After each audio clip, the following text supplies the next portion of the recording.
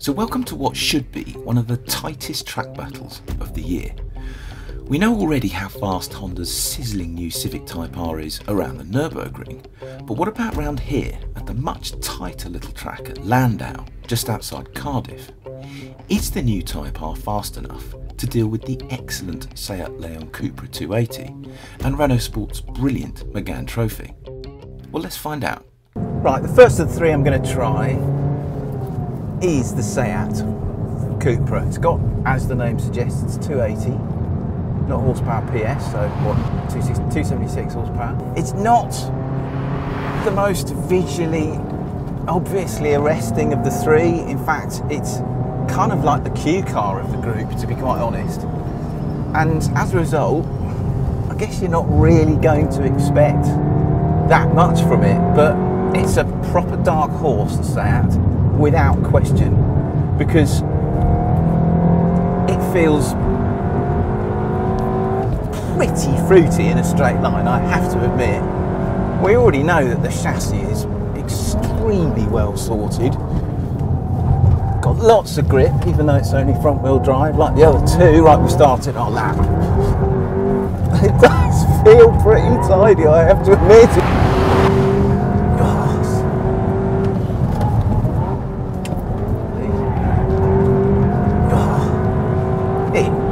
It's got some proper energy down the straight, this thing.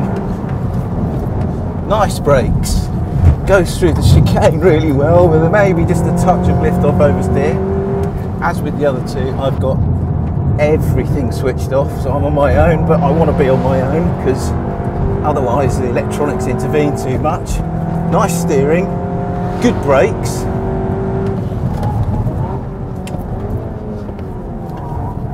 Oh, I'm quite liking the Seat, I have to admit. That is the end of the lap there. It feels pretty quick, the Seat. You can really chuck it around and it really responds. It's got good grip, good turning, good brakes. It goes like stink down the straight.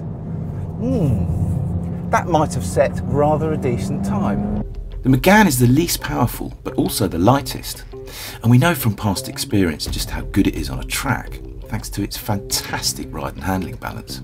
But can it beat the Seat and take it all the way to the Honda as well? So the Renault Sport Megane really is the car to beat, because it, until very recently, until the Honda took care of it around the Nürburgring, it was the fastest front wheel drive car around the Nürburgring, which has to basically mean it's the fastest front wheel drive car you can buy. Whether that will be the case around here or not, whether it can hold on to its crown against the mighty Honda, I don't know. I mean, there's a lot in its favour. It doesn't have as much power or just as much straight line performance as the Honda, but it does have a lovely, lovely chassis. It weighs a little bit less than the Honda too. And so, I don't know, it could be really, really close between the Renault and the Honda and the Seat, I think. But let's see, let's try and do a nice neat lap starting there in the Renault. Yeah, rides the curbs well, hangs on nicely there, although there's just a bit of understeer, didn't want that. Slightly longer gear than the Seat, is it? It's beeping at me to change up. Slightly rubbery gearbox, don't go for the gearbox hugely. Ooh, bit of brake fade there, not sure I like that. These pads feel like they're slightly past their best, but the Renault does hang on really nicely through that long corner. It almost doesn't matter what the time is, this thing is still an absolute hoot to drive. I love it, but the brakes are not quite there, I'm afraid. Here's the finish line. What's that time? Oh dear, oh dear, oh dear. The Renault has just been beaten by the Seat. Now that, I'm not sure I was expecting. So finally, the all-new Civic Type R, complete with a 2-litre turbocharged engine this time, and enough raw speed to lap the Nürburgring well inside the magic 8 minutes. But is the latest Type R good enough to beat the deceptively rapid Seat? Or are we about to witness one of the biggest upsets of the year?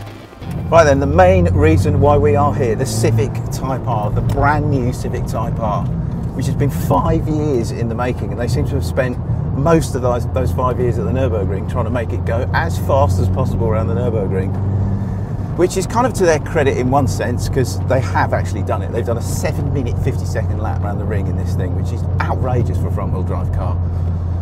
But I don't know, we're sort of wondering whether they might have actually focused just a bit too much on trying to make it go around the ring fast. Anyway, forget all that. It's got a 306 horsepower, by far the most torque of any of the three here. Proper diff, massively good seats. I really love the seats in this car, although the driving position is a bit high. It's just a tiny bit heavier than the Renault, but not much. But it's the poke in a straight line and the brakes and the diff that should, you would think, make the Honda the quickest here. All right, our start point is right there. I'm short shifting into third because it's got so much flipping torque, and now I'm actually going to short shift into fourth, and it just hangs on beautifully around that corner. That has got proper grip around that bend. How late can I leave the brakes into this chicane? Very late. All right, monsters those curves really nicely, just a little touch of brakes. Hangs on very nicely indeed through that long sweeping right hander. I'm not sure about the motor, it's very fast, but it's a bit characterless. Fantastic gearbox, really good gearbox, very, very good brakes. What is the time? What is the time? Bang, there you go. Wow. It's incredible. I mean, it's fastest. Let's get that clear. It is fastest. It's also sort of very clinically effective, the Honda. But you can't argue with the numbers. It is the quickest of the three. There you go. Wow, this one really was very close. But in the end, the mighty new Type R did just enough to keep the Cupra behind it, while thumping the Renault fair and square. So until the new Focus RS appears next year, the Civic Type R is the undisputed hot hatch king. Click on the video windows to watch our first drive of the Lamborghini Aventador SV.